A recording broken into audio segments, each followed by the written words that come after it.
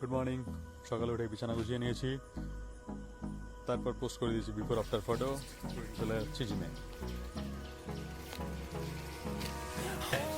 Gym থেকে বাড়ি। এখন আমি জিম থেকে বাড়ি চলে এসেছি, এখন করতে বসলাম প্রাণায়াম। আজকে জিমের স্যারকে বলেছি যে স্যার আমি এখানে প্রাণায়াম করে নেবো, আমার ওয়ার্কআউট কমপ্লিট হয়ে গেছে। স্যার বলছে না, এখানে করার কোনো দরকার নেই, বাড়ি থেকেই করে নিই। তাহলে ওকে, তাহলে এখন থেকে ডেইলি জিম থেকে এসে বাড়িতে প্রাণায়াম করে নেবো। টাটা।